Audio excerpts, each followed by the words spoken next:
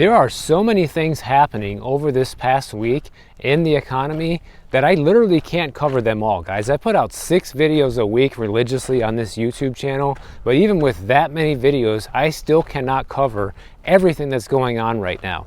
And I do my best to try and decide what would be the most important thing for you guys to hear and to know about to kind of understand the state of affairs right now. And so this is what I got for you today. The first thing is that auto loans are completely upside down for so many people right now. So you may have heard the term before where people are upside down on their mortgage. Well, you can also be upside down on your auto loan as well. And what that means is simply that you owe more on your vehicle or your house than it's actually worth. So say you have a $10,000 remaining balance on your car loan, but it's only worth $8,000, then you are upside down on your auto loan. And this is exactly the situation for about 24% of people recently who are trading in their cars. According to a Q3 report from Edmunds, they said that 24.2% of trade-ins toward new vehicle purchases had negative equity, which is up from the 18.5% of people that had negative equity just 1 year ago. So it went from 18.5 to 24.2% in 1 year, guys. That's how much these car prices are coming down right now. And you just can't get anywhere near what you could for a used vehicle just a couple of years ago. It's out of the question. On top of that, people who are underwater on their car loans owe more money than ever before. The average amount owed on an upside down loan climbed to an all-time high of $6,458. Just a year ago, it was $5,800. So it's gone up an additional $650 in 1 year. And let's not forget that the average person also is carrying about $6,300 in credit card debt right now. So imagine you're $6,300 in credit card debt and you also are $6,500 underwater on your car, which means that when you go to trade that car in, you're not going to get any money for the trade-in, guys. The dealership will give you the amount of money that the car is worth, but now you have a $6,400 shortfall that you have to pay out of pocket. So imagine you go to the dealership to trade in that car, you have to pay the price of the new car plus that additional $6,500 that you're underwater on the car. How insane is that? This is the state of buying a car right now. But it gets even worse than that, because apparently 1 in 5 people with negative equity owe more than $10,000 on their auto loans. And 7.5% of people with negative equity owed over $15,000.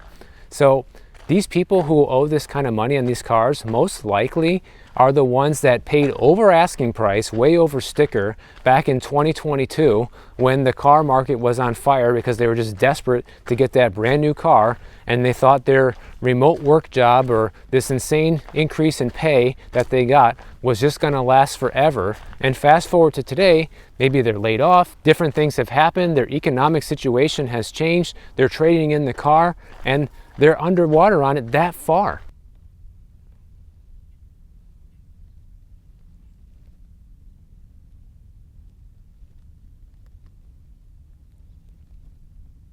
I wonder if the people that are doing this even know this once they get to the dealership and they find out how little their used vehicle is worth compared to what they bought it for, and realizing how much they owe, if they still go ahead and move forward with the transaction or not. That's one thing they fail to mention in this story from Edmunds, but either way, it's interesting. But this is a great lesson for everybody to see and to learn what happens when you pay too much for something that seems to be in demand, that everybody has FOMO over, which was new cars a couple of years ago, also houses. You see a lot of people in the housing market losing way more money than this right now. Like losing $15,000 on a house is a joke. You got people losing $30,000, $100,000, hundreds of thousands of dollars. Some people even over $1 million. Even Edmunds mentions right here that many people who purchased new vehicles during the inventory crunch of 2021 through 2022 paid over MSRP, so they didn't chip away at the principal of their loans like you normally would. Guess it wasn't so smart to do that, huh? Well, to be honest with you, I'm very glad that this is happening to these people because they all need to be taught this hard financial lesson. And unfortunately, some people just need to learn the hard way, guys. Sometimes, no matter what you say to someone, what you try to teach people, it just isn't enough. And this is the example of that right here. In case anybody's wondering, I'm over at Turtleback Trail over here in China Camp State Park. It is so quiet out here. You don't hear anything, guys. It is just so beautiful. I wish I could find a place in Miami that's this beautiful and this quiet. Like, it just doesn't exist. You probably have to go out to the Everglades to get something this remote and quiet. But the cool thing, it's super close to being in town. You're just like a 10-minute car ride away from the city center. But to make matters even worse for people that are buying cars right now, one of the most alarming behaviors besides this negative equity situation is that people are taking on longer and longer auto loan terms for their vehicle purchase in order to reduce their monthly payments, and they're also trading in their vehicles. The problem is, of course, their trade-in isn't worth nearly as much as they thought, so then they have to take on a longer term loan, maybe like 6, 7, 8 years for an auto loan, whereas the longest people were doing it just like 10 years ago was like 5 years. So the reality is, guys, I know some people probably need to hear this. This is like the tough love. If you need to finance a vehicle for like 8 years or whatever, you can't afford it. That's just the reality. You cannot afford that car. You need to get something cheaper. That's just the reality. As much as you might want it, you got to face reality and go with something that's in your budget. But luckily for so many student loan borrowers, that's not the case, because federal student loan payments for about 8 million Americans are going to stay on hold right now for at least another 6 months. So you can thank Uncle Biden, because they're going to make sure that you don't have to pay before the election, guys. And listen, I would be saying the same thing if Trump was still president, because I just find it very hilarious and ironic how all of these political figures do these last minute things and last minute shenanigans to influence the outcome of elections. So that's happening right now. So these student loan payments being on hold applies to all 8 million borrowers in the SAVE program. In addition to anyone who has applied for the debt relief program should expect to remain in interest-free forbearance for at least 6 months more, pending the outcome of the legal challenges to the SAVE plan. Interestingly enough, though, it doesn't mention if people who choose to not make these payments during this time, if their credit scores are going to be affected, because starting now at the beginning of October in 2024, anyone who misses a payment going forward, it should start to affect your credit. So we don't know if that's going to happen now. So far, the SAVE plan has actually forgiven $5.5 billion in student debt for 414,000 people. And that number is supposed to move up to over 10 billion soon, because Biden recently just said that $4.5 billion in student loan is being canceled for about 60,000 teachers, nurses, firefighters, and others, which brings the total to more than 1 million people who have seen their student loans completely evaporate. Denny's right now, they just announced they're closing 150 restaurants, guys. I have been talking about different businesses that have been struggling, places that are closing. You're seeing bankruptcy filings, particularly for restaurants right now, higher than we've ever seen them. Higher than we've ever seen them. You can go all the way back to the early 2000s and you've never seen this many bankruptcy filings for restaurants right now. So many of them are struggling. TGI Fridays looks like it's going to be next. They're going to be filing bankruptcy real soon, probably. They're already closing down a bunch of locations. Most likely bankruptcy's coming next for them. So they're saying 50 of these locations are going to close by the end of this year, and the remaining 100 are going to close in 2025, which is 10% of their restaurants. So it's not like this is nothing. This is a significant closure for Denny's. And of course, we don't know which ones are going to be closing yet. That'll remain to be seen once it actually happens. As usual, they're targeting underperforming restaurants that are weighing down the company's financial performance. And the affected locations are either too old to be remodeled or in areas that have become unprofitable. And think about how cheap Denny's is, guys. Denny's is essentially the McDonald's of breakfast, right? Like, you can go into Denny's. I haven't been in one in a long time, even though there's one in my neighborhood in Miami. But it's kind of gross, to be honest. But you can go in there, 2 people, easily under $30. Probably still is very close to that. So a restaurant like that, where 2 people can have food for 30 bucks, is struggling right now in this economy.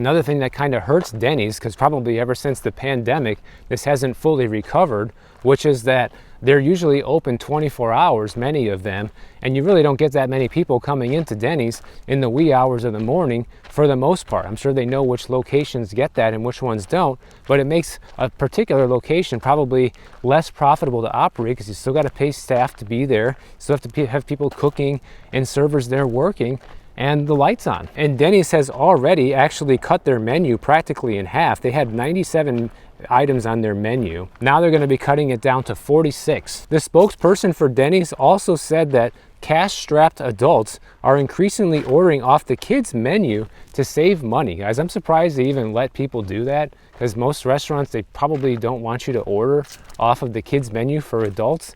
I don't think there's any rules against that. It's kind of frowned upon. They want you to order a real meal, but instead, people are opting to do this because they're that broke. And so far, Denny's stock is now down 50% this year. So people look at the stock market and say, oh, look at the Dow, look at the NASDAQ, look at the S&P 500. All of these things are soaring right now, and everything is great.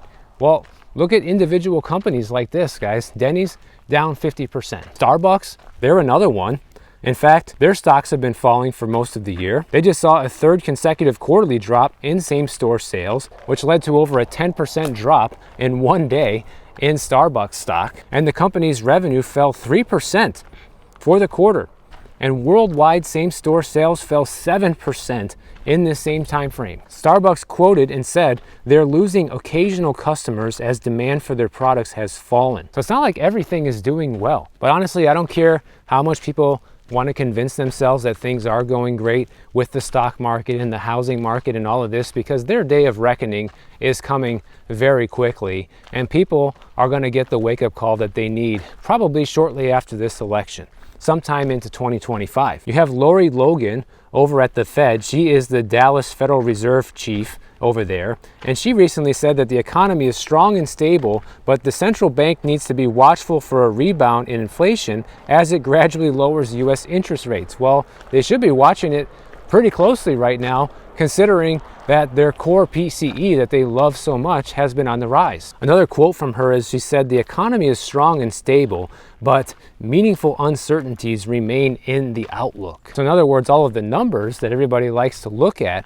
are stable right now. The headline stock market figures, like the headline unemployment figures, the median home prices going up, all that stuff looks good. But like I said, if you dig a few layers deeper, you'll realize that none of this stuff is actually good at all. So she says the Fed needs to proceed carefully in reducing high interest rates in order to make sure inflation comes down. Well, obviously it's not coming down, and the bond market also agrees that it's not coming down, which is why we're seeing the Treasury yields skyrocket right now, along with 30-year mortgage rates. The Fed is also trying to unload its balance sheet. They bought so many mortgage-backed securities during the pandemic in order to lower mortgage rates and stimulate the economy. It's not even funny.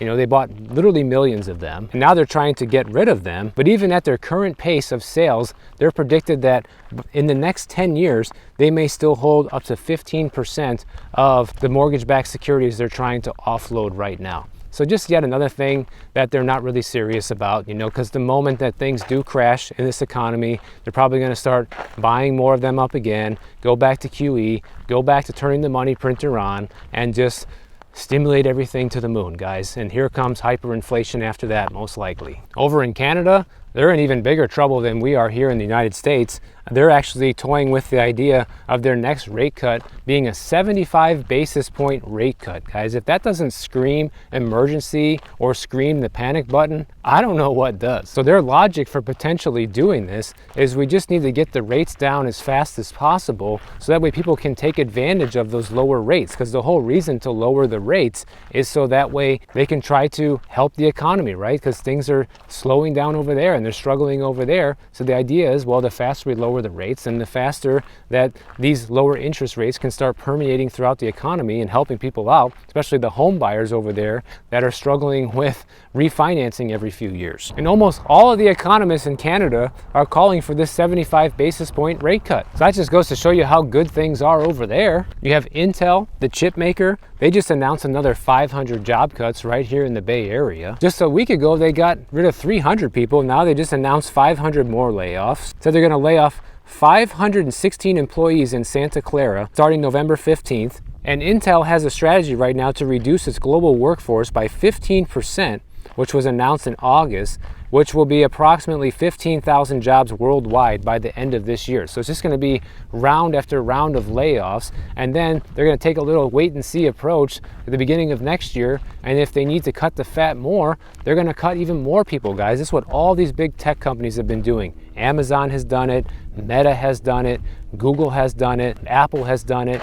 All the AI companies are doing it. Everybody's doing this right now. In fact, Tesla, I think, had the largest tech layoff of the entire year so far still. Intel's earnings are also falling. They fell 1% year over year. Intel's CEO, he described this situation as some of the most consequential changes in our company's history in a memo to employees. So obviously the situation is quite dire for the chip maker. And things are supposed to be great, right? How come people aren't out there buying a bunch of products that have Intel chips in them, guys? Like, the economy is wonderful. People should have the money for that stuff. They should be flush with cash, have no problem, right? Oh, but I guess the credit card's probably already maxed out. The buy now, pay later loans are also getting up there. So people don't have the money for that stuff anymore. They already bought it. You know, this whole boom that we saw during COVID, where we had this massive injection of cash and forbearances and delayed rent payments and everything, all of that spending that we saw over the past 4 years pulled forward like 10 years of demand. And now that all that spending is over with, people aren't doing that spending anymore. These companies are suffering. They had some of their best years ever between 2020 and 2023, and now that 2024 and beyond is here, they're suffering big time. Even all the way back in October of 2022, Intel reduced its workforce by 5% back then. So this is not a new thing. This is ongoing rounds of layoffs, which is something you're going to continue seeing throughout this economy indefinitely until things get better.